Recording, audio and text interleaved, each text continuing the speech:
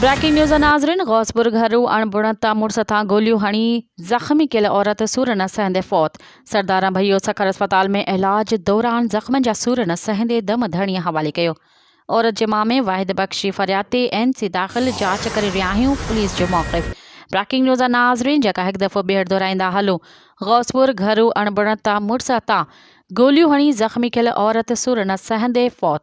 सरदारा भैयो सखर अस्पताल में इलाज दौरान जख्मन जा सूर न सहंदे दम धणीअ हवाले कयो।